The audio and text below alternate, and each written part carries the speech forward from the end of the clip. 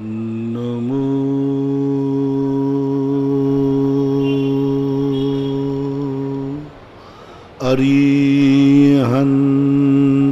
अरिहन्तार्णं नमो अरिहन्ताणं नमो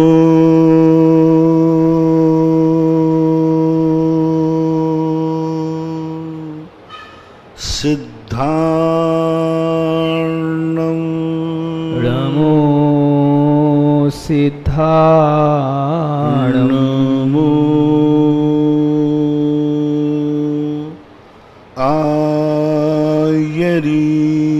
आयर्याणं नमो आयर्याणं नमो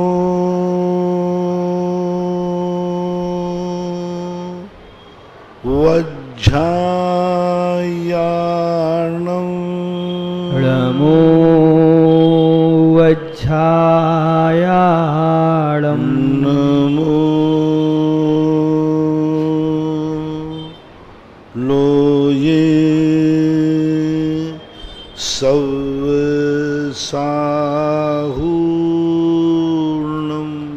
नमो लोये सवसाहूणं। पंच परमेष्टि भगवान की जय हो। आचार्य श्री गुरुवर कुंद कुंद महाराज की जय हो। आचार्य श्री गुरुवर विद्यासागर महाराज की जय हो। सर्वज्ञ भगवान की वाणी के अनुसार हमें भगवान ने सृष्टि को 3 रूप से देखने को कहा कि पहली दृष्टि तो ये है कि संपूर्ण पदार्थ ज्ञेय है, जानने योग्य है। ऐसा एक भी पदार्थ नहीं है जो जानने योग्य ना हो। प्रत्येक पदार्थ को जानो, कैसा भी पदार्थ है जानो। जब तक हम सारी दुनिया को नहीं जानेंगे हमारा ज्ञान अधूरा रहेगा, हम कोई भी निर्णय नहीं कर पाएंगे। कोर्ट में आपने देखा मजिस्ट्रेट जब तक पक्ष और विपक्ष दोनों नहीं सुन लेता वो निर्णय नहीं कर पाता। सबसे बड़ा ज्ञानी जज है, मजिस्ट्रेट है, लेकिन वो वकीलों की बात सुनता है।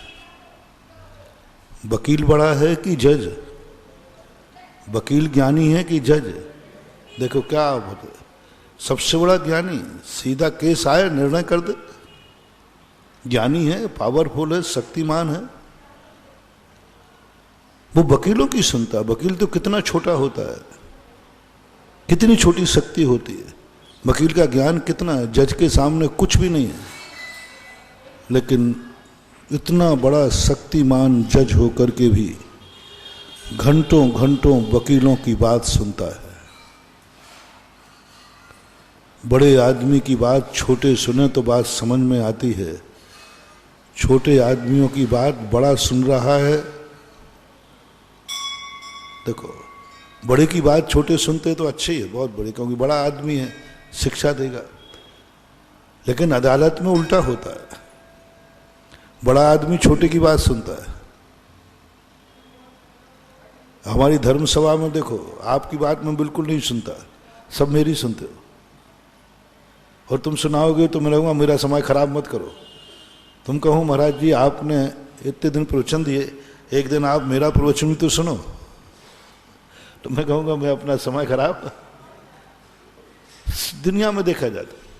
लेकिन एक अदालत ऐसी है जहाँ पर बड़ों की बात, बड़ों के लिए छोटों की बात घंटों सुनना पड़ती है, महीनों सुनना पड़ती है, सालों सुनना पड़ती है। कई केस में तो 50 साल लग जाते वकीलों की बहस में। 2 वकील होते, तीसरे ने एक एप्लीकेशन लगा दी, मेरी भी सुनी जाए। अब मुझे जी साहब, अब मजिस्ट्रेट बैठा है, एक व्यक्ति, केस का फैसला होने वाला था, एक व्यक्ति ने जाके, एक छोटे से वकील ने एप्लीकेशन लगा दी, साहब मुझे भी सुना जाए। अब जज कुछ नहीं कर सकता, जज को सुनना पड़ेगा। ऐसी कैसी प्रकृति के नियम, कैसा कानून। एक मजिस्ट्रेट वकीलों की बात सुनता है और उन वकीलों की बात सुनकर के ही निर्णय दे पाता है, क्योंकि जज बराबर मूर्ख दुनिया में कोई नहीं होता और वकील बराबर ज्ञानी दुनिया में कोई नहीं होता, क्योंकि केस के संबंध में जज को कुछ भी मालूम नहीं है, कुछ भी मालूम नहीं, क्योंकि जज के यहां केस दर्ज हुआ ही नहीं, कुछ नहीं मालूम। वकील बताते हैं, केस के संबंध में वकील को ज्ञान ज्यादा है कि जज को। वकील को सारा नॉलेज उसको है, सारे कागज उसके पास हैं, सारे एफिडेविट उसके पास हैं। मजिस्ट्रेट बड़ा है, ज्ञानी है, लेकिन कुछ नहीं जानता। समझना बहुत विचित्र प्रश्न है। मजिस्ट्रेट बड़ा है, ज्ञानी है, लेकिन कुछ नहीं जानता। ऐसे भी कोई ज्ञानी होते हैं जो कुछ नहीं जानते फिर भी ज्ञानी कहलाते हैं, कुछ नहीं जानते फिर भी ज्ञानी है। मजिस्ट्रेट ऐसा होता है। और जो छोटा होता है, ज्ञानी नहीं होता, लेकिन वो सब कुछ जानता है, एक एक कागज पेश कर देता है। मजिस्ट्रेट, ये कागज ये मालूम है, ये लीजिए। धारा बताता है वकील साहब, फलानी धारा के अनुसार हमारा केस बनता है, फिर जज देखता है कि बनता है कि नहीं। ऐसे ही तो यहां होता है। भगवान कुछ नहीं जानते, क्योंकि वो केवल ज्ञानी है, कुछ नहीं जानते। अपन जितना जानते हैं, भगवान कुछ नहीं जानते। उनको तो खबर ही नहीं कि दुनिया में क्या हो रहा है। यदि उनको दुनिया की खबर हो जाए तो वे सबसे ज्यादा दुखी हो जाए। खबर ही नहीं, किसी भी भगवान को खबर नहीं है कि दुनिया में हो क्या रहा है, नरकों में क्या हो रहा है, दुख में क्या हो रहा है, कुछ नहीं, खबर ही नहीं। वो तो अपनी आत्मा में लीन है, वो तो अपने आत्मा को ही जान रहे हैं, आत्मा को ही पहचान रहे हैं, आत्मा में ही लीन है। हमारी तुम्हारा क्या हो रहा है उनको कोई खबर नहीं, उपयोग में नहीं आता, उनकी स्मृति में नहीं आता, वो जानते ही नहीं है, जानते ही नहीं है दुनिया में क्या हो रहा है। जानने में आता है, जानते नहीं है। जानने में आना और जानना बहुत अंतर है। भगवान को कुछ भी अनुभव में नहीं है। हम कितने रोते रहे उनको खबर ही नहीं, दुनिया मरती रहे उनको खबर ही नहीं, कुछ भी पता नहीं। इसलिए केवल ज्ञान कल्याणक के दिन मैंने कहा था दोपहर में कि भगवान कुछ नहीं जानते और हम उनके भरोसे बैठे हैं।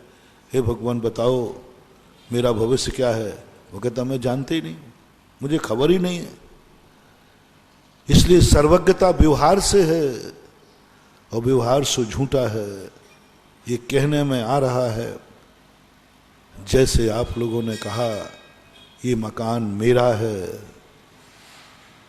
कहने में आ रहा है, वो मकान महाराज का है नहीं। ऐसे ही कहने में आ रहा है कि भगवान सब कुछ जानते हैं, भगवान कुछ नहीं जानते। बिल्कुल कहा कहीं कहानी है। मैंने खूब चिंतन कर लिया, आगम से पूछ लिया, कुंद कुंद भगवान से पूछ लिया, भगवान को केवल ज्ञान हुआ है। मैंने कहा है वो सब कुछ जानते हैं। वो कहते मत पड़ इस चक्कर में, वे कुछ नहीं जानते, मत पड़ उस चक्कर में, वे कुछ नहीं जानते। इसलिए मैंने तो लिख दिया व्यवहार से जानते हैं। जैसे आपने कहा ये मकान आपका है, तो व्यवहार में ऐसा बोला जाता है कि नहीं? बोला जाता है, व्यवहार में बोला जाता है ये मकान आपका है महाराज, ये दुकान आपकी, बच्चे आपके, मैं भी आपका। सत्य क्या है? महाराज का कुछ भी नहीं। वो महाराज सही हैं जिनका सब कुछ है, या वो महाराज सही हैं जिनका कुछ भी नहीं है? जिनका कुछ भी नहीं, कुछ भी नहीं, अपना शरीर भी नहीं, वो महाराज सबसे अच्छे कहलाते हैं। फिर दुनिया सब कुछ क्यों कहती है? सब महाराज आपका ही है। अब बिल्कुल आपसे और हमारा निर्णय करना पड़ेगा। तुम्हें कौन से महाराज चाहिए जिनके पास कुछ नहीं हो? चलो वही बात, आज से तुम ये कहना छोड़ दो सब कुछ महाराज आपका ही है। मुझे सब झूठ बोलते, इतने गुस्सा आता है। और फिर मैं कह दूं कि सब कुछ मेरा है, तुम बाहर निकलो, तो बोले महाराज जी तुम महाराज हो कि क्या हो? तेरी बातों पर मैं विश्वास कर रहा हूं कि तूने कहा कि सब कुछ आपका है महाराज, तो मैंने कहा सब कुछ मांग गया है तो दे मुझे। महाराज आपको भ्रष्ट हो गए क्या? तो फिर बोलता क्यों है ऐसा? सत्य खोजो। दो बिल्कुल विरोधी बातें हैं। सच्चा महाराज वो जिसके पास कुछ भी नहीं, और सच्चा श्रावक वो जो ये कहे सब कुछ महाराज का ही है। अब झूठा कौन है? महाराज कहते हैं मैं सच्चा हूं तो मेरा कुछ भी नहीं, और श्रावक कहता मैं सच्चा हूं तो मेरे पास जो कुछ भी है सब आपका है। और सत्य दो नहीं होते, सत्य एक होता है। सही क्या है? तुम सही या मैं सही? मेरा कुछ भी नहीं मैंने कहा, और तुम कहते महाराज सब कुछ आपका है। इस रहस्य को जिस दिन तुम समझ जाओगे, जैन धर्म समझ में आ जाएगा, निश्चय व्यवहार समझ में आ जाएगा, भगवान समझ में आ जाएगा, भक्त समझ में आ जाएगा, 6 द्रव्य 7 तो सब समझ में आ जाएगा। इसमें कौन झूठा है इसकी हिम्मत करो, कौन झूठा है? महाराज स्पष्ट तिल तुस मात्र भी उनका नहीं है, वो संकल्प कर चुके मेरा कुछ भी नहीं है।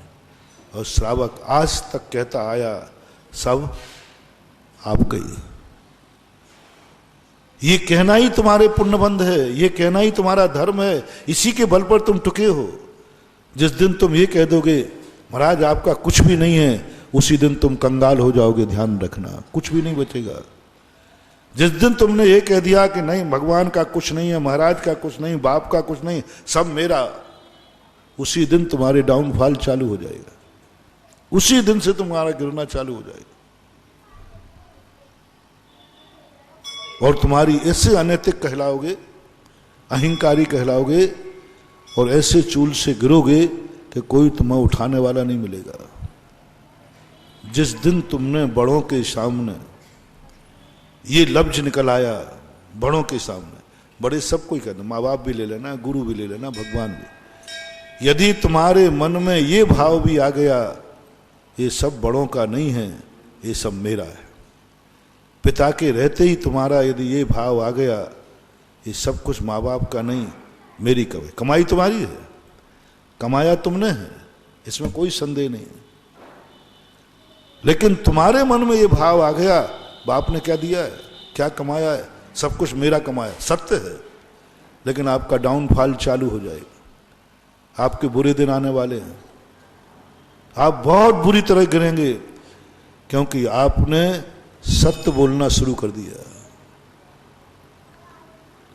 आपने सत्य बोलना शुरू कर दिया, अब आपके मिटने के दिन पक्का है, सावधान हो जाओ, कोई उठाने वाला नहीं मिलेगा, क्योंकि आपने सत्य बोलना शुरू कर दिया। क्या सत्य बोला? तुमने कमाया था तो तुमने कह दिया ये मकान किसने, मैंने बनाया।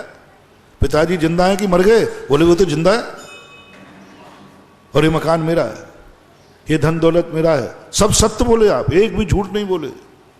जैसे मैंने एक दिन उदाहरण सुनाया था, एक बालक स्कूल से पढ़ के आया, उससे पूछा, इंटरव्यू लिया पेपर वाला, भाई किसने, आप कैसे पास हो गए, इतने अच्छे नंबर कैसे आए?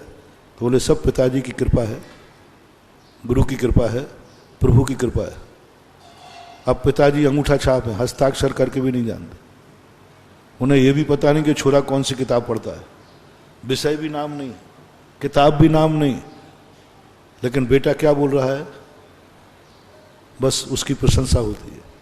ओहो क्या बेटा है, सपूत है, पढ़ाई स्वयं ने की और माथे डाल दी पिता ने। और जिस दिन वो ये कह दे अरे मेरे बाप का कुछ नहीं, वो तो मूर्खानंद है, सब मैंने पढ़ाई किया है, अगली साल उसके नंबर कम आएंगे, पक्का गारंटेड है, क्योंकि उसको अहंकार आ गया। अब क्या करें बोलो? हमें सत्य खोजना है, सत्य पाना है, सत्य की ऊंचाइयों पर चढ़ना है। और दो सत्य होते नहीं, तुम्हें मिटाऊं या मैं मिटूं।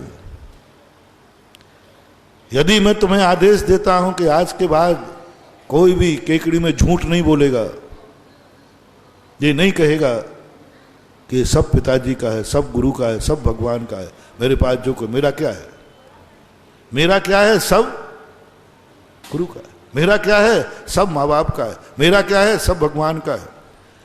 या तो ये कहना बंद करो आज से, बहुत बड़ा अपराध कर लूंगा यदि मैं कभी ये आदेश दे दूं तुम्हें कि झूठ बोलना बंद करो, तो मैं इतना अनर्थ का भागीदार बनूंगा, मुझे इतना पाप लगेगा, मुझे इस संसार को मिटाने का दोष लगेगा। और यदि मैं कह दूं कि सब कुछ मेरा है, साधु का है, पिताजी कह दें जिसने पढ़ाई की, अब पिताजी कह रहे वो बेटे ने नहीं पढ़ा, वो सब मेरी कृपा से पढ़ा है, ये तुम्हारे पास जो कुछ नहीं है सब मेरा है, सो मैं मिट जाऊंगा। अब दोनों में से किसी एक को मिटना है, सत्य पाना है, तो या तो तुम मिटो या मैं मिटूं। कौन मिटने को तैयार है? यदि मैं मिट गया बेटा तो सारों को केकड़ी से निकलना पड़ेगा, क्योंकि मैंने यदि कह दिया जो मेरे भक्तों का है वह सब मेरा है, हमारी क्या गति होगी वो तो बाद में सोचो, मैं नरक जाऊंगा, दुर्गति जाऊंगा, लेकिन थोड़ा सा सोचो, यदि महाराज ने यह ठान लिया कि मेरे भक्तों के पास जो कुछ है सब मेरा है, तो फिर बताओ तुम्हारा क्या होगा? जल्दी बोलो। महाराज जी हम फिर बोरिया बिस्तर बांध लेते हैं, बोरिया बिस्तर भी मेरा ही है, क्या होगा? एक बार आचार्य श्री, बहुत नई नई दीक्षा हुई थी, सन 1980 की घटना है, मैं क्षुल्लक था, मुश्किल से हफ्ता भर भी दीक्षा लिए नहीं हुआ था। नैनागिरी में एक मंदिर में बैठा था मैं, हम लोग 4-5 क्षुल्लक जो नए लोग बने थे एक ही मंदिर में बैठे थे। एकदम सामायिक के बाद आचार्य श्री हम लोगों के वहाँ मंदिर में कक्ष में आ गए आचार्य से, और मैं ऐसे बैठा था सामने, और बड़े इतने सम्मान से बोले, क्षुल्लक जी क्या मैं आपका कमंडल ले सकता हूं? पहली बात तो कमरे में आने में हमारी हवा खिसक गई, अभी नया दीक्षित और आचार्य परमेष्ठी, कमरे में आने ही आचार्य से आप कमरे में, और उतने में बोलते क्षुल्लक जी, अरे जी लगाते ही प्राण निकल गए, हे कितना बड़ा आचार्य परमेष्ठी, और उतने पर भी कहता है कमंडल मांगने आए, कमंडल बाहर ही रखा था, अरे वो मेरे गुरु है, सब कुछ आपके कमंडल, मैं क्षुल्लक जी आपका कमंडल ले सकता हूं क्या? ले सकता हूं क्या, ये नहीं कहा ए क्षुल्लक मैं तेरा कमंडल ले रहा हूं, कह सकते थे, वो तो गुरु हैं, कह सकते थे। क्षुल्लक जी क्या आपका, क्या शब्द मुझे आज भी कान में गूंजता है, वो वाक्य ने हमारे लोगों की जिंदगी बदल दी, हम लोगों को पता नहीं कितनी शिक्षा दी। जब भी याद आती, हम लोग जब बैठते थे क्षुल्लक क्षमाचार्य वगैरह, तब एक ही बात की चर्चा करते थे, क्या दृश्य था वो, क्या स्वरूप था, क्या बताना चाहते थे गुरु हम लोगों को, क्या सारी दुनिया को हमारी बेइज्जती कराना चाहते थे कि हम, हमारी स्थिति संकी यह है कि हमें क्षुल्लक से भी कमंडल पूछ के लेना पड़ता है, यानी हम लोगों की दादागिरी इतनी थी, हम लोगों की दादागिरी इतनी थी कि गुरु को भी कमंडल पूछ के लेना पड़ेगा। अरे काहे की दादागिरी, मुश्किल से दीक्षा लिए 8 दिन भी नहीं हुए, हम लोगों को एकदम हाथ जोड़ा, आचार्य श्री आप मांग रहे, ये सब कमंडल आपके ही हैं, जैसे आप लोग बोलते ना, ऐसे हम भी आपके ही हैं। आचार्य श्री ने कहा अच्छा तुम्हारी बात यदि मैं मान लूं तो मेरा ये मुनिपद धूल में मिल जाएगा। मेरा कमंडल एक ही हो सकता है, संघ के सारे कमंडल मेरे नहीं हो सकते। एक कमंडल आपका है, मुझे पूछना पड़ेगा, नहीं तो चोरी का दोष लगेगा मुझे। और हम लोग कह रहे हैं सब आपका ही है, आपको क्या पूछना। हम लोगों ने सोचा आचार्य जी को क्या पूछना था, कमंडल किसी का उठा के ले जाए, पूछने आए कमरे में, क्या शिक्षा दे गए। तो महाराज अभी तो हम लोग यही सीखते हैं, बोले तुम्हारी शोभा इसी में है कि सब गुरु का है, और हमारी सेवा शोभा इसमें है कि कुछ भी मेरा नहीं है, कुछ भी मेरा नहीं, तुम भी मेरे नहीं, कमंडल भी मेरा नहीं, शिष्य भी मेरे नहीं, और तुम्हारा पुण्य इसी में है कि सब कुछ गुरु का है। जिस दिन दुनिया में से ये झूठ उठ जाएगा उसी दिन दुनिया बर्बाद हो जाएगी। ये कहना जिस दिन दुनिया बंद कर देगी कि सब मेरा है, पिताजी के सामने, गुरु के सामने, भगवान के सामने, जिस दिन तुम ये सत्य बोलना शुरू कर दोगे, आप निश्चित समझना आपके अब बुरे दिन आने वाले हैं। महानुभाव, बहुत करुणा दया करके कह रहा हूं, बड़ों के सामने कभी सत्य मत बोलना, कभी सत्य मत बोलना, तुम्हारे अच्छे दिन बने रहेंगे। हमेशा ये झूठ का नियम ले लो कि जब भी मेरे पास कुछ भी होगा, सब बड़े सामने आते ही कहूंगा सब आपका है।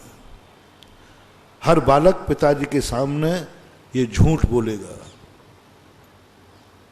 देखना तुम्हारी ऊंचाइयां, ये झूठ वो खाद का काम करेगा कि तुम जिंदगी में आकाश में लहराओगे। पंचकल्याण का ध्यान है, झूठ है, झूठ गंदा होता है, लेकिन ये झूठ जो मैं तुम्हें सिखा रहा हूं ये खाद है। यदि ये झूठ तुमने अपनी जिंदगी में कहना सीख लिया तो ये खाद तुम्हारी जिंदगी को इतना ऊंचा उठाएगा कि सारा जगत देखेगा कि ये फसल क्यों लहरा रही है। तुम फिर जब जांच होगी कि इस खेत में गेहूं अच्छा क्यों आया, इतना वजनदार क्यों आया, चलो खोज करते हैं, तो खोज करने पाया कि इसकी जड़ में खाद पड़ा था। तुम्हारी जब जिंदगी को हरा भरा देखेगी दुनिया कि इतनी जिंदगी सुखी क्यों है, जब तुम्हें खोजेगी तो कहेंगे इसकी जिंदगी में एक झूठ पड़ा है। क्या झूठ पड़ा है? इसने एक झूठ बोलना सीखा है कि बड़ों के सामने हमेशा एक ही बात बोलना, सब कुछ आपका है। ये सिद्धि है तुम्हारी, ये प्रसिद्धि है तुम्हारी, ये है पुण्यबंध का कारण, ये है पुण्यबंध की हरियाली, ये है जिंदगी का सगुन। हम शिष्यों को भी यही सीखना पड़ता है।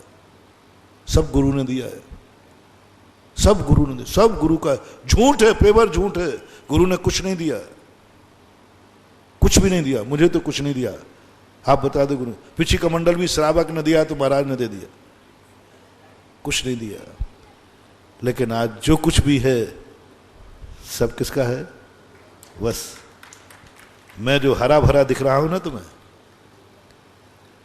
मैं जो कुछ भी कर रहा हूं, इसी झूठ के बल पर मैं फल फूल रहा हूं। इसी झूठ के बल पर फल फूल रहा हूं कि जो कुछ भी मेरे पास है सब गुरु का है। यही झूठ मुझे ऊंचाइयां दे रहा है। बोलो, झूठ बोलना शुरू करूं या ऊंचाइयों पर उठता जाऊं? जो आपकी राय हो। मीटिंग कर रहा हूं मैं, मीटिंग में प्रस्ताव पास कर लूं, झूठ बोलना चालू रखूं तो मैं ऊंचाइयों पर लहराता रहूंगा, और सत्य बोलना चालू करूं तो धूल में मिल जाऊंगा। आपकी राय क्या है? ऊंचाइयों पर रहूं या धूल में मिल जाऊं? बोलते नहीं भाई, बोलो ना, हैं? बोलो ना। तो बस हमें ऊंचाइयां जब ही मिलना है जब तक मैं ये झूठ बोलता रहूंगा मेरे पास जो कुछ भी है सब गुरु का है। बोलो महानुभाव, बोलो। मैंने बहुत चिंतन किया इस पर, बहुत सोचा। मैं पढ़ता कम हूं, सोचता ज्यादा हूं। मैं आजकल कोई ग्रंथ पूरा नहीं कर पाता। एक मुझे बहुत बड़ी बीमारी लगी, बहुत बड़ी बीमारी। कोई भी ग्रंथ स्वाध्याय करता हूं, 8-10 साल हो गए, पूरा ही नहीं कर पाता, होता ही नहीं पूरा। एक पन्ना पढ़ता हूं, एक आध लाइन पढ़ता हूं, बैठ जाता हूं, उसी में उलझ जाता हूं। इसका अर्थ क्या है, इसका भाव पक्ष क्या है, ये क्या है, कारण कार्य, बस एक आध शब्द मिलते ही घंटों निकाल देता हूं। वो पेज बेचारा खुला खुला महीनों निकल जाते, वो पेज ही खुला रहता है। एक बार एक चतुर्मास पूरा 3.5 गाथाओं में निकल गया। वो पन्ना कहता रहा, बाबा जी पलटो तो सही, पलटो तो सही। क्या पलटू, एक शब्द में इतना भरा है कि 100 जन्म निकाल दो तो पूरा न हो पाए। पूज्यवर वीरसेन स्वामी ने कहा, एक गाथा में अनंत अर्थ भरा हुआ है। भगवान एक ओम शब्द बोलते हैं, ओकार, उसमें पूरी जिनवाणी भरी है, पूरी जिनवाणी। बार बार तो जो बोलते हैं भगवान की पुनरावृत्ति है। पहली बार जो भगवान की धुनी खिलती है उसमें पूरा द्वादशांग आ जाता है, सब कुछ आ जाता है प्रथम बार में, बाद में कुछ नहीं, सब उसमें। पूज्यवर शुभचंद्र महाराज ने श्री ज्ञानारणों के अंदर पूरी द्वादशांग को कहा, कितने में, एक मंत्र दिया उन्होंने द्वादशांग का। पूरे द्वादशांग का पाठ करने वाला इस मंत्र का जो जाप कर लेता है, एक बार पूरी द्वादशांग का पाठ हो जाता है, जो मैंने केवल ज्ञान कल्याणक के दिन बोलता हूं सदा। इसलिए बोलता हूं कि पूज्यवर शुभचंद्र महाराज ने कहा, इस मंत्र को पढ़ते ही पूरी द्वादशांग का पाठ हो जाएगा। ओम ह्राम ह्रीम हूम हिरौ हिरः अस्या ऊषा नमः, ये 5 जो बीजाक्षर हैं इनमें पूरी द्वादशांग समाहित है, पूरी द्वादशांग समाहित। और जो इनको पाठ करता है पूरी द्वादशांग, जितना दुनिया में ज्ञान है सब कुछ इन अक्षरों में समा जाता है। और भगवान के मुख से तो केवल ओम निकलता है, सब कुछ आ गया। निकालते रहो अर्थ, गाथाएं पढ़ते रहो, देख करके दंग रह गया कि ये क्या है, इसमें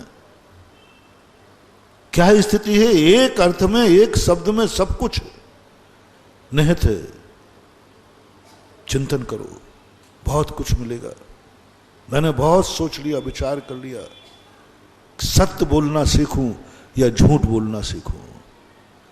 सत्य बोलता हूं तो पतन है और झूठ बोलता हूं तो उत्थान है। खेत में से गंदगी निकाल के फेंक दूं तो अच्छी फसल नहीं आएगी, और गंदगी खेत में पड़ी रहे तो फसल लहराएगी। खाद, गंदगी, बहुत बढ़िया उदाहरण है अपनी जिंदगी में। क्या करूं, खेत को गंदगी से रोकूं? यदि खेत से गंदगी हटाता हूं तो फसल नहीं लहराएगी, खेत में गंदगी डालता हूं तो फसल लहराएगी। आपका क्या इरादा है, गंदगी पड़ी रहने दें या हटा दें? मैंने पहले ही बोल दिया, गंदगी हटाओगे फसल सूख जाएगी, गंदगी डालोगे फसल लहराएगी। अब गंदगी की तरफ देखूं या फसल की तरफ? ओ बनिया लोगों, गंदगी की तरफ देखूं या फसल की तरफ? बोलो, फसल की तरफ। अरे बनिया को तो सोने का सिक्का यदि नाली में मिले तो कहे भैया गंदगी है, अरे महाराज नहा लूंगा फिर कर लूंगा, और क्या सोने का सिक्का डला है। व्यवहारी पेवर बनिया होता है। संसार में जीना है तो जैनी बन के नहीं जी पाओगे, बनिया बनना पड़ेगा। बनिया फसल देखेगा, गंदगी नहीं देखेगा। बनिया माल देखेगा, कठिनाई नहीं देखेगा, इसलिए वो हरा भरा रहेगा। संसार में सब तरफ से सुख संपन्न रहेगा, बहुत रहेगा। इसलिए महानुभाव, आप लोगों से मेरा कहना है, आज एक अपना मंत्र बना लो। मैं बड़ों के सामने यह झूठ बोलूंगा कि सब कुछ आपका। सारे झूठ मत बोलना, नहीं तो गुटखा खा के आओ, भगवान क्यों गुटखा किसकी बल पे खा रहा? साहब पिताजी आपकी कृपा है। हाँ ये मत कर लेना, नहीं तो तुम्हारी आदत पड़ जाए। अपन कोई भी पाप करेंगे सब गुरुजी आपकी कृपा है। किसी का मर्डर करके आ जाना, बोले सब गुरुजी आपकी कृपा है। कोई पूछे कैसे कर दिया, बोले सब गुरु की कृपा है। अच्छे कार्य करा, अच्छे कार्य बोलो। ये झूठ, इतना पुण्यबंध होता है, इतना पुण्यबंध होता है जब एक बेटा पिताजी से कहता है पिताजी सब आपका है, सब आपका है। और जैसे ही गुरु कहते हैं, पिता कहते हैं नहीं बेटा मेरा कुछ भी नहीं, मेरे पास तो क्या था, जब से तूने कमाना शुरू किया महल बन गया, मेरे पास तो झोपड़ी नहीं थी। गुरु यही कहेगा, दोनों को अपने अपने पैर पर टिका रहने दो। अब दोनों में से सत्य एक है, अब कौन पीछे हटे। मैं कह रहा हूं कुछ भी मेरा नहीं, भक्त कह रहा है सब कुछ आपका है। जल्दी फैसला करो, जल्दी फैसला करो, दोनों में से एक निर्णय करो। क्या करूं? करके दिखाओ, एक हिम्मत हो तो, हिम्मत हो तो करके दिखाओ। कोई की हिम्मत हो तो करके दिखाओ। दो में से एक सत्य है, मैं सत्य बोल रहा हूं या तुम बोल रहे हो। जिस दिन तुम एक का निर्णय कर दोगे उसी दिन तुम एकांत मिथ्या दृष्टि कहलाओगे, एकांत मिथ्या दृष्टि कहलाओगे और तुम्हारा मिथ्यात्म चला जाएगा। जिनवाणी कहती है नहीं महाराज, आपके पद की अपेक्षा आप सत्य हैं और मैं अपने पद की अपेक्षा मैं सत्य हूं, दोनों सत्य हैं, इसका नाम है अनेकांत धर्म। आपको अपना विनाश नहीं करना है तो आप कायम रहिए, मेरा कुछ भी नहीं, और हमें अपना विनाश नहीं करना है तो हम कायम रहेंगे, सब आपका है। स्वयं चतुष्ट है, सब अपनी अपनी देखो, हमारा भला किसमें है? मेरा कुछ भी नहीं, तुम्हारा भला किसमें है? सब महाराज का है। अपना अपना भला करो ना। जैन दर्शन कहता है एक दूसरे की तरफ क्यों देखते हो, एक दूसरे से तुम्हें लेना देना क्या है? स्वयं चतुष्ट है। महाराज की कीमत यही है कि वे कुछ भी अपना नहीं मानते हैं, और भक्त की कीमत यह है कि सब कुछ भगवान का मानते हैं। हमारे पूज्य आचार्य महाराज ने लिखा, वह साधु कौड़ी का नहीं जिसके पास कौड़ी भी है, और वह श्रावक कौड़ी का नहीं जिसके पास कौड़ी भी नहीं है। साधु की शोभा भीत रखता है और गृहस्थ की शोभा धन दौलत है, धर्म नहीं, क्योंकि आपकी गृहस्थी है। इसलिए अपनी जिंदगी में एक बहुत बड़ा फैसला करके चलो कि दुनिया में तुम्हें कुछ ऐसे कार्य करना पड़ेंगे जो कार्य स्पष्ट झूठ है, लेकिन फिर भी वो छोड़ना नहीं है, छोड़ना नहीं है, उनको ग्रहण किए रहना है। कितनी बातें जिंदगी में हैं जो हे हैं लेकिन छोड़ने योग्य नहीं। कोई दवाई खाना नहीं चाहता, बोलो मैं एक आशीर्वाद देता हूं तुम्हें कि आप लोगों को सदा जिंदगी भर दवाई चलती रहे। कभी दिया नहीं? पूछ रहा हो। कमल दे दूं केकड़ी वालों का? केकड़ी में सब लोगों के लिए जिंदगी में प्रतिदिन दवाई खाना पड़े। बोलते नहीं हो? अरे महाराज ऐसा अभिशाप मत देना। दवाई अच्छी चीज है कि बुरी चीज? जल्दी बोलते जाओ। बहुत बुरी है ना महिलाओं? दवाई अच्छी चीज है कि बुरी चीज है? बहुत बुरी चीज है ना? पक्का है ना? तो आज से नियम ले लो कि हम दवाई नहीं खाएंगे। पता ही नहीं चलता तुम लोग कौन सी पहनी के लौटाओ। तुम्ही ने कहा कि महाराज दवाई चलती रहे, दवाई अच्छी चीज है, तो मैंने कहा प्रतिदिन खाओ। भगवान करे जिंदगी भर तुम्हारी दवाई चलती रहे। तो तुमने कहा नहीं नहीं महाराज ऐसा अभिशाप मत देना। तो चलो अब दूसरा दे रहा हूं कि तुम दवाई का त्याग कर दो, क्योंकि दवाई बुरी चीज है। अभी आपने कहा था। मैं वरदान दे रहा हूं कि तुम्हारी दवाई प्रतिदिन चलेगी और तुम्हें प्रतिदिन दवाई खाना पड़ेगी। मैं आशीर्वाद दे रहा हूं। तो आप लेने को तैयार नहीं? नहीं महाराज ये तो अभिशाप दे रहा है, आप आशीर्वाद कहां दे रहे हो? और है अभिशाप पक्का। यानी दवाई बहुत बुरी चीज है, बहुत बुरी चीज है। लेकिन अब एक नियम ले लो कि आज के बाद हम दवाई का त्याग करते हैं। जैन धर्म समझो, तत्व समझो। तत्व दृष्टि क्या है? मजाक मत समझो भैया। तत्व दृष्टि को बहुत सूक्ष्म है, उछलती है अंदर आनंद से, उछलती है। एक मिनट में हमने कह दिया कि ये दवाई बुरी है, व्यवहार बुरा है, झूठा बुरा है, ये सब व्यवहारिकताएं बुरी हैं। प्रैक्टिकल करके दिखाओ। 1 मिनट लगा हमें कि दवाई बुरी है, जैसे हमने आपको कही कि मैं सबको दवाई चलाना चाहता हूं और जिंदगी भर चलाऊंगा, घबरा गए आप? नहीं महाराज, ये अभिशाप मत देना। तो अब मैं दूसरा कौन सा बुरा करता हूं? दवाई का त्याग कर दो। है हिम्मत तो?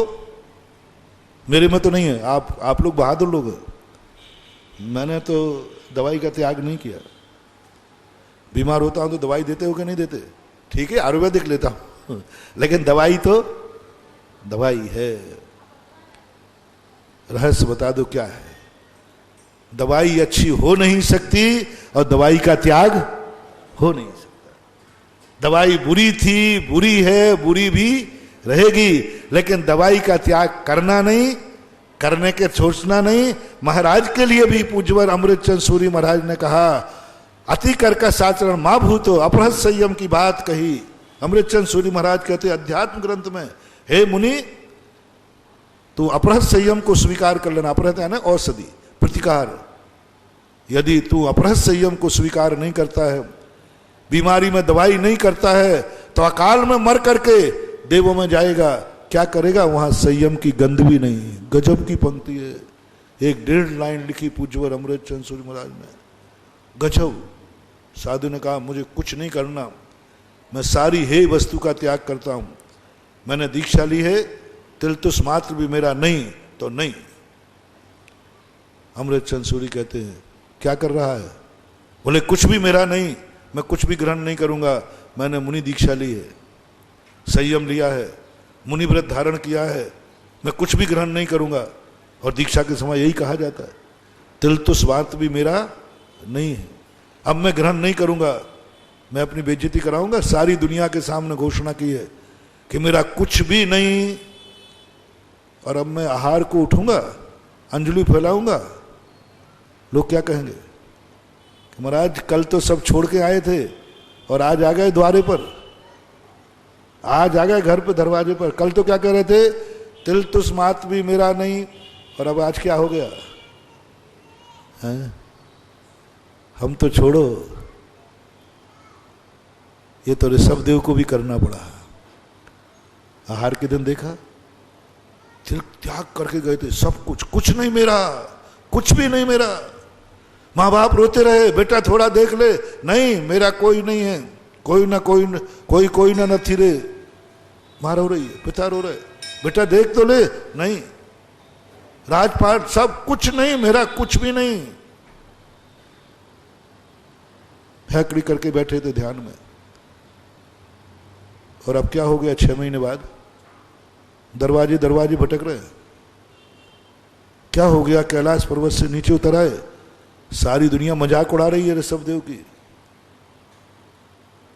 वो तो अब क्या हो गया कि जब सारे लोग इसको समझ जाते हैं तो मजाक, ऋषभ देव की जो दुनिया ने मजाक उड़ाई।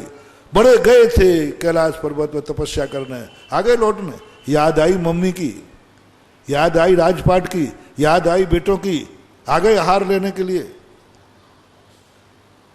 ऋषभ देव जैसे महान स्वाभिमानी आदमी भी बेशरम बन गए।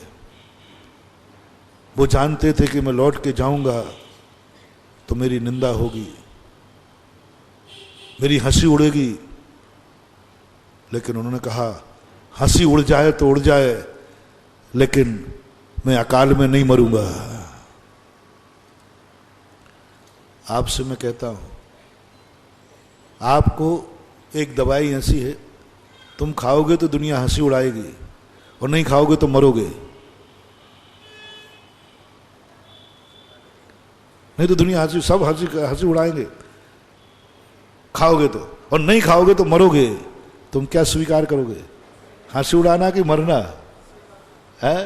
अरे भैया दुनिया को जो हंसी उड़ाना उड़ाओ, मरना थोड़ी है। अटके पर तो लोग बाप को तो क्या, गधे को भी बाप कहते हैं। अब बोलो, इतने अच्छे बाप को बाप नहीं माना, और जब अटक गई तो किसको मान लिया? गधा को बाप। बड़ा मुहावरा प्रसिद्ध है। हाँ, अटके पर गधे को भी बाप कहने को तैयार हो जाता है व्यक्ति। ये नहीं सोचता दुनिया क्या कहेगी, गधा तेरा बाप है क्या? वो कहता है दुनिया को कुछ भी कहने दो, मेरी अटकी यदि, मेरी बिगड़ी यदि गधे के पैर छूने से सुधरती है तो वो गधे को बाप कहने को भी तैयार हो जाता है। यही अमृत चंद सूरी महाराज ने कहा। क्या बात है? बोले दुनिया मेरी हंसी उड़ाएगा। बोले देख ले, हंसी समझना है, अकाल में मरेगा, अकाल में मरेगा। मर के कहाँ जाएगा मालूम? देव बनेगा। और वहां संयम की गंध भी नहीं है, संयम की गंध भी नहीं है, कुछ भी गंध नहीं है, संयम नहीं मिलेगा देवों में। तो मैं क्या करूं? दुनिया की तरफ मत देख, उड़ाने दे हंसी। इस विधि से आहार ले ले, जिंदगी भर संयम पालेगा। आहार ले लिया, जिंदगी बच गई, 100 साल तक संयम पला। बोलो, हंसी के डर से एक दिन में संयम खत्म हो जाता, और हंसी की फिक्र नहीं की, उसने 100 साल तक मुनि व्रत का पालन किया। श्रेष्ठ क्या है? अपरहत संयम। दवाई को ग्रहण करो, दवाई का त्याग मत करो। कैसी भी दीक्षा दी जाए, दवाई का त्याग नहीं कराया जाता। संलेखना तक में, हाँ, अभक्ष दवाई का त्याग कराते हैं, जान गए ना? अभक्ष जो गलत है वो तो त्याग कराएंगे, दवाई नाम का त्याग संलेखना में भी मना किया है। यानी संलेखना, मर रहा है जीव, तब भी कहा है इसकी औषधि का त्याग मत कराना, औषधि का त्याग मत कराना। और औषधि गंदी है, औषधि हेय है, औषधि त्यागने योग्य है। औषधि को कोई नहीं चाहता, लेकिन फिर भी औषधि का त्याग नहीं करना। अब और सरल उदाहरण आ गया। व्यवहार गंदा है, झूठा है, लेकिन जब छोड़ने की बात आई, जैसे मैंने कहा, दवाई अच्छी है कि बुरी? जल्दी बोलो, एक बार और जल्दी बोलो। लेकिन त्यागने को तैयार हो नहीं, बस। व्यवहार बुरा है कि अच्छा है? बुरा है, लेकिन जिंदगी में कभी त्यागना नहीं, त्यागना नहीं। यदि तुमने व्यवहार त्याग दिया तो ऐसे ही मरोगे जैसे दवाई के बिना मरीज मरता है, तड़प तड़प के मरोगे। दवाई के बिना मरीज मर करके अकाल में मरेगा, बनेगा भूत, पलीत, पिशाच बनेगा। अकाल में मर जाएगा तो बनेगा भूत, झाड़ा फूकी में घूमता रहेगा। क्यों? अकाल में मर गया। व्यवहार के बिना जो मरते हैं वे मर के भूत जैसी स्थिति होती है। इसलिए व्यवहार को दवाई के समान मानना, इसको अच्छा मानना नहीं, और त्याग कभी करना नहीं। कोई कहे व्यवहार को त्याग दो, नहीं, तो व्यवहार सही है? नहीं, व्यवहार सही था नहीं, है नहीं, और होगा नहीं। लेकिन व्यवहार का त्याग करना नहीं, किया भी नहीं जाता। और व्यवहार को हम बता रहे हैं, ये सब पूजा पाठ, ये धर्म ध्यान, नमोकार मंत्र की माला, ये पंच कल्याणक, ये सब प्रवचन, ये सब व्यवहार है। इनका कभी त्याग नहीं करना। बहुत सारे लोगों ने त्याग दिया, उनका अभिषेक पूजन में मन नहीं लगता। बोले महाराज निश्चय का आनंद आने लगा। मैंने कि मरेंगे ये, मर के भूत बनेंगे, भूत। हाँ, जो श्रावक होकर के, क्योंकि पूजा पाठ में तो ये बोलना ही पड़ता है सब आपका है। पूजा पाठ में तो बोलना ही पड़ता है, प्रभु तू पावन और मैं पतित, और तुम्हारी आदत पड़ गई है मैं शुद्ध बुद्ध, मैं शुद्ध बुद्ध एक ज्ञायक स्वरूपी। ये आदत पड़ गई ना समय सार पड़ के। अहम इक्को खलु शुद्धो दंसन नान मय्यो सदा रूबी नवियथ मज्ज किंचवी अन्नम परमाणु मित्तम पी। ये आदत पड़ गई तुम्हारी हमेशा शुद्ध शुद्ध की। तो अब तुम्हें शर्म आने लगी, भगवान के सामने जाऊंगा, क्योंकि अब तुम्हें अहंकार किसका आ गया? मैं त्रिकाली शुद्ध, मैं शुद्ध बुद्ध एक ज्ञायक पिंड स्वरूपी हूं। ये तुम्हारी आदत पड़ गई। अब तुम भगवान के पास नहीं जागे, क्योंकि वहां तो कहना पड़ेगा प्रभु पतित पावन में अपावन शरण आयो शरण जी। अब मैं आपके चरणों में, आप पावन है, मैं पतित हूं। अब बोलो कैसे बोले, कैसे झुके वो कलेक्टर पिता के चरणों में? सारी दुनिया मुझे सर कह रही है और मैं पिताजी से कहूं नौकर कह दोगे आप? अहंकारी बेटा जब कलेक्टर बन जाता है, यस सर, जी सर, ये आदत पड़ जाती है, राष्ट्रपति बन जाता है तो उसको झुकने में शर्म आती है। जैसे आजकल के पंडित बन जाते ना, थोड़ा सा पंडित बन गए, थोड़ा सा स्वाध्याय कर लिया, इनको भगवान के सामने झुकने में शर्म आती है, अभिषेक करने में शर्म आती है। जैसा मैंने एक दिन अभी कहीं कहा था पंचकर्णाक में, शायद शर्म आती है। कैसे झुकूं मैं पंडित, मैं कैसे हार दूं मैं पंडित, कैसे नवदा भक्ति करूं महाराज की मैं पंडित, कैसे करूं नवदा भक्ति महाराज की, कैसे पैर पखाड़ लूं, कैसे छू लूं, कैसे भगवान का अभिषेक करूं, मैं पंडित हूं। वो कैसे है मालूम आपको? देखना भैया, आप लोग ही निर्णय करना। एक बेटा, यथार्थ घटना बता रहा हूं, हमारे पास यथार्थ ही घटना है, काल्पनिक कुछ है ही नहीं। और आप पंडितों को देखना, जितने जितने बड़े बड़े पंडित होंगे और खास तौर से समय सार जिन्होंने पढ़ लिया, उनका अभिषेक में मन नहीं लगता, माला में मन नहीं लगता, पूजा पाठ में मन नहीं लगता, महाराजों को आहार देने में मन नहीं लगता, आहारों में महाराज की सेवा करने में मन नहीं लगता, क्योंकि वो पंडित हैं, क्योंकि वो अपने आप को शुद्ध बुद्ध मान चुके हैं। ऐसा ही एक बेटा था जिस पिता ने उसको पढ़ाया लिखाया, सब कुछ किया, जिसकी बदौलत वो जिंदा था। सारी जायदाद बेच दी उसने बेटे को पढ़ाने, बेटे को पढ़ाऊंगा। बहुत सारे माँ बाप ऐसे होते हैं जो बेटों के लिए सारी जायदाद बेच देते, सब कुछ बेच दिया, बेटा पढ़ जाए, बेटा पढ़ जाएगा सब फिर से आ जाएगा, बेटा पढ़ जाएगा सब फिर से आ जाएगा। होता है कि नहीं? आप लोग तो सब बाप बैठे हो, बोलो ना। कलेक्टर बन गया, शादी भी अच्छे से हुई, वो भी, उसकी पत्नी भी कमिश्नर थी, दोनों बड़ी पोस्टों पर। दिल्ली में उनकी पोस्टिंग थी और वो उत्तर प्रदेश के थे। नाम नहीं बता रहा हूं, नाम पता गांव पता सब है। उन्होंने कहा कि आजकल बेटा बहू का कोई समाचार ही नहीं आ रहा है। तो माँ कहती है तुम तो क्या है ठलुआ हो, हमारा बेटा कलेक्टर बना है, उसको कितना काम होता है, कितनी फाइलें निपटाना पड़ती हैं, कितना तो काम करे सरकार का, या तुम्हारे लिए फोन करता रहे याद करे। पिताजी चुप हो गए। तो बोले क्या करें, बेटे की याद आ रही है। बोले चलो बेटा नहीं आ पाएगा, वो काम में व्यस्त होगा, फोन आना बंद सब, चलो अपन लोग दोनों मिलकर चलते हैं। और दोनों पहुंच गए। माता पिता वृद्ध थे, घुटनों जैसी धोती थी, मैली हुई धोती थी लट्ठे की। पहुंच गई माँ घूंघट डाले हुए है। आज की तो बहू सिर पे पल्ला नहीं करे, पहले की 80 साल की सासू भी सिर ढकती, आज भी ढकती। 80 साल की है फिर भी सिर पे पल्ला रहता है। चली गई, पूछते पूछते पहुंची। कलेक्टर साहब बंगले में बैठे थे, कलेक्टरी जैसी होती है। अब इसका तो उछल रहा है, हमारा बेटा इतना ऊंचा, देखो कितनी गाड़ियां खड़ी हैं। और जब उसने लाइन देखी, वाह मेरे बेटे के सामने लोग लाइन लेके खड़े, आनंद से भरता गया। जैसे ही आगे बढ़ा, चौकीदार ने रोक लिया। कहाँ जाते हो बुड्ढे? पहली आवाज ही कड़क आवाज, ए बुढ़ा कहाँ जाता है? अब बाप तो भूल गया कि मैं कलेक्ट्रेट में जा रहा हूं। बाप ने तो समझा मैं बेटे के यहां जा रहा हूं, कौन रोकेगा। बाप भूल गया कि ये कलेक्ट्रेट है।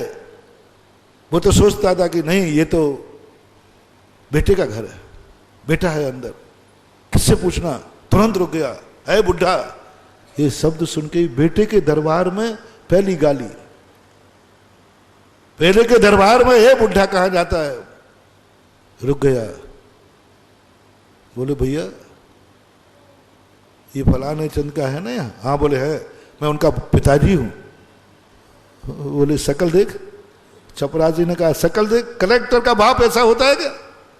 ऐसे कपड़े, ऐसे उसके लाठी लिए हुए, वैसा होता है क्या? कोई पागल तो नहीं हो गया? तो चपरासी समझा कोई पागल आदमी आ गया। उन्होंने कहा नहीं साहब मैं बेटा हूँ, मेरा बेटा है, मैं पिता हूँ। तो चपरासी ने माथा बोड़ी न करके अंदर गया। बोले साहब एक पागल सा बुढ़ा बुढ़िया आए हैं, भाई आपका बेटा बता रहे, पिता बता रहे हैं, उनको अंदर आने दूं क्या? उसने कहा कि कौन पिता कौन बेटा। और जैसे ही उन्होंने थोड़ा सा, जब तक चौकीदार अंदर गया तो ये तो बाप थे, तो उसके पीछे पीछे चले गए। इन्होंने इंतजार ही नहीं किया कि इस कलेक्ट्रेट में बिना पूछे अंदर, और जैसे ही चपरासी घुसा ये पीछे से घुस गए। कलेक्टर के देख करके ओहो ये तो मम्मी पापा है। इस हालत में सर्वेंट से तुरंत कहते हैं इनको जाओ कहीं बाहर रोक दो। कौन है सर आपके? ये तो पिताजी कह रहे। बोले पिताजी नहीं है, हमारे पिताजी गांव के बहुत बड़े जमींदार थे, ये पुराने नौकर हैं और नौकर बेटे को बेटा बोलते हैं, ये हमारे सर नौकर हैं। हमारे घर के बहुत जमींदार है, हमारे पिताजी बहुत जमींदार थे, उनके यहां पुराना नौकर था, और पुराने नौकर अपने मालिक के बेटे को भी बेटा कहते हैं। पिताजी ने अपने कानों से सुना, पिताजी ने अपने कानों से सुना कि बेटा कह रहा है कि नौकर है ये, मम्मी नौकरानी है। पैर कांप गए। बेटा कलेक्टर कुर्सी पर बैठा है, सब कुछ सामने है, और नौकर सब झुककर बैठ रहा। काम गए, जाओ इनको बाहर रोक दो। कदम पीछे हटाए, कांपते कांपते लौटे। बोले भैया कहीं नहीं रुकना, मुझे अपने घर जाना है। नौकर नौकर नौकर, एक बाप अपने बेटे से जिसको सब कुछ बेच दिया, और नौकर शब्द सुनकर के उसकी हालत क्या हुई। तुरंत पैर कांप गए, लौट के आए। घर आकर कमरे में बंद हुए। 15वें दिन दोनों की लाशें निकली। उस दिन के बाद वो घर से बाहर निकले ही नहीं। बस एक ही नौकर, बेटा का नौकर, बेटा का नौकर। कल्पना करो महानुभाव, जब एक बाप को बेटे के यहां नौकरी करना पड़े, है बेटे को बाप के यहां नहीं, बाप को बेटे के यहां नौकरी करना पड़े, कैसे करेगा? 2 नंबर के घुट घुट कर मरे। बेटा का नौकर, बेटा का नौकर। हे भगवान, वो कोसते रहे, हे भगवान सारी जिंदगी में हर किसी की नौकरी करा लेना, ऐसे बुरे दिन नहीं आए कि मुझे बेटे के यहां नौकरी करना पड़े, भीख मांगना पड़े। तो बोलो, आप लोग बोलो, एक और बेटे की नौकरी करना पड़ेगी, अन्यथा भीख मांगना पड़ेगी। तुम क्या पसंद करोगे? भीख मांगना मंजूर है, लेकिन बेटे के यहां नौकरी, बस उनको तो एक ही बात लगी। महानुभाव, आज मैं जैन समाज में ऐसे लोग देखता हूं जो अपने आप को समय सार पढ़ के कहता है मैं शुद्ध हूं, मैं बुद्ध हूं। वो भगवान के सामने भी कहते हैं भगवान तो पर है, भगवान तो पर है, इससे हमारा लेना देना क्या है? मंदिर नहीं जाते। बोले क्यों? मंदिर जाते ही मुझे कहना पड़ेगा प्रभु पतित पावन, मैं अपावन, मैं पतित हूं, मैं पावन हूं। यदि वो कलेक्टर अपने आप को पिता मान लेता तो क्या करना पड़ता? बोलो ना, बोलो। कुर्सी से उठना पड़ता, पैर छूना पड़ता, और दुनिया के सामने बेइज्जती होती। बेटा कलेक्टर और बाप के पास फटी धोती है, फटी धोती है। किसने कर दिया ये हाल उनका? आज तुम्हारी दशा भी यही हो रही है। जैनियों में लोग थोड़ा स्वाध्याय कर लेते हैं, थोड़ा अपने आप को तत्व चिंतक मान लेते हैं, उनका अभिषेक पूजन में मन नहीं लगता, क्योंकि वहां पर भगवान को पावन कहना है और स्वयं को पतित कहना है। कैसे माने अपन? कैसे माने? उन्होंने कहा मंदिर ही नहीं जाते। कोई पूछे क्यों नहीं जाते? हमें आजकल आत्मा का ज्ञान हो गया है, परमात्मा तो पर है, ये व्यवहार की क्रियाएं तो पर हैं, महाराज के पास कैसे जाएं? झुकना पड़ेगा, नमोस्तु करना पड़ेगा, नवदा भक्ति करना पड़ेगी। मैं तो शुद्ध बुद्ध ज्ञायक स्वरूप ही हूं। तो कैसे माने? बोले भैया महाराज तो पर हैं, मैं हूं। पंचम काल में है ही नहीं मैं हूं मैं हूं। इतना अहंकार हो गया कि लोगों ने व्यवहार की क्रियाएं छोड़ दी। मुझे बहुत तकलीफ हो रही है। और सुन लो कान खोल करके, उन दोनों की क्या दशा हुई। इधर पिताजी की मरण हुए के 13वें दिन नहीं हो पाए और वह कलेक्टर ऐसे केस में फंसा कि जाकर जेल में जाना पड़ा और जेल में पड़ा। नौकरी खत्म हो गई उसकी। एक पिता को नौकर कहने का परिणाम। जिंदगी खराब हो गई उसकी, पूरी जिंदगी। फिर कोई नौकरी नहीं मिली उसकी। शायद जिंदा हो तो पता नहीं। यथार्थ घटना उस नगर में जिसके साथ घटी थी, उनके परिवार, उनके रिश्तेदारों ने बात सुनाई। जिंदगी खत्म हो गई, जेल जाना पड़ा, किसी केस में फंस गया। बंधु, मुझे एक ही दया आती है कि तुम लोग कहीं भगवान से घृणा मत कर बैठो, कहीं अभिषेक पूजन से घृणा नहीं हो जाए, व्यवहार से घृणा नहीं हो जाए, अन्यथा तुम जेल में सड़ोगे और कल के दिन पता चलेगा पिताजी को कि मेरा भगत जेल में है तो क्या होगा। इसलिए चेतो, कितनी ऊंचाइयों पर जाना, कितने शुद्ध बुद्ध बन जाना, मुनिराज भी बन जाना। जब भगवान के सामने जावे तो मुनिराज भी क्या बोलते हैं, प्रभु पतित पावन मैं अपावन। मुनिराज, आपने तो अभी एक पाप का त्याग नहीं किया भाई, एक पाप का त्याग नहीं हुआ, फिर भी तुम अपने आप को शुद्ध बुद्ध मानते हो। और यहां तो सारे पापों का त्याग है। और जब भगवान के सामने बात आई तो मुनिराज भी कहते हैं भगवान मैं पतित हूं। बोलो, ये है सज्जनता। अब दोनों देखना। और दूसरा बेटा अपने पिताजी को आके देखते ही खड़ा हो गया, चरणों में गिर गया।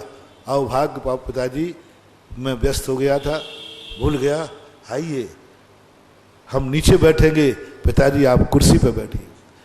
इन दोनों बेटों में आपको कौन सा अच्छा लग रहा है? अपनी ख्वाहिश बताओ। दूसरा वाला ना, बस महानुभाव, कितनी धन दौलत बढ़ जाए, कितनी हुकूमत बढ़ जाए, कितनी तुम्हारा ज्ञान बढ़ जाए, जब भी तुम प्रभु के सामने पहुंचो, उनके चरणों की धूल बन जाना, बिल्कुल धूल बन जाना। कुछ नहीं, मैं कुछ नहीं हूं, सब कुछ तू है, अकिंचित कर, मैं कुछ भी नहीं, तू सब कुछ है। हमारे यहां एक नाभिराय चक्रवर्ती हुए, गजब चक्रवर्ती, नाभिराय चक्रवर्ती बहुत प्रसिद्ध हुए। चक्रवर्ती ठाट बाट से जा रहा था, बहुत ठाट बाट के साथ। चक्रवर्ती का वैभव तो होता ही है। सामने एक मुनिराज बैठे थे। चक्रवर्ती रथ से नीचे उतर करके, चक्रवर्ती 6 खंड का अधिपति, नीचे उतर करके जूते चप्पल उतार के नंगे पैर दौड़ा। 3 प्रदक्षिण दे सिर नायो, कर पूजा थुतिकीनी, साधु समीप निकट कर बैठो, चरणों में दिटकीनी। चक्रवर्ती गुरु को देखकर 3 प्रदक्षिणा दी। 3 प्रदक्षिण दे सिर नायो, अपना माथे और निकट बैठकर कहां देख रहा है? चरणों में दिटकीनी। वो चक्रवर्ती है जिससे कोई आज आंख नहीं मिला सकता, और वही चक्रवर्ती है जो आंख उठा नहीं सकता, चरणों में देख रहा है। चरणों में देखने का अर्थ क्या है? पूरे शरीर में सबसे ज्यादा अपावन स्थान कौन सा है? पैर। किसी का हाथ लग जाए तो, किसी की टहनी लग जाए तो कोई बात नहीं, किसी का पैर लग जाए तो, अरे पैर लग गया, अपमान। सबसे निकृष्ट स्थान है अब पैर। इस पैर को सबको लगने पे अपमान होता है। लेकिन क्या भक्ति का मार्ग है। सारे भक्तों को झुकाया तो कहां झुकाया? गंदोदक कौन सा चाहिए? सिर का ले लो ना, महाराज का सिर धो करके गंदोदक लो ना। महाराज थोड़ा सिर करना गंदोदक, हाथ धुला लो ना, हाथ धोने का। किसका गंदोदक? चरणामृत। हस्तामृत क्यों नहीं? हाथों का क्यों नहीं? सिरामृत क्यों नहीं? भगवान महाराज का सिर धुला के गंधोदक ले लेना। चरणामृत क्यों? वहां यह बताना चाहता है भक्त कि सारी दुनिया जिन चरणों को सबसे निम्न मानती है, गुरु के सामने मैं उन चरणों से भी नीचा हूं। चरणों में भी मेरा, चरणों में दिटकी नहीं। बन जाओ भगवान मोहन भाव, जितना किंचित कर बनो भगवान के सामने, बड़ों के सामने। जब तुम भगवान के सामने जाओ, मिट जाओ, धूल में मिल जाओ, कुछ नहीं, तू सब कुछ है, मैं कुछ नहीं। अपने को मिटा दो, किंचित मात्र भी अहंकार नहीं, माथा जमीन पर रगड़ दो, उनके चरणों की रज माथे पर लगा दो।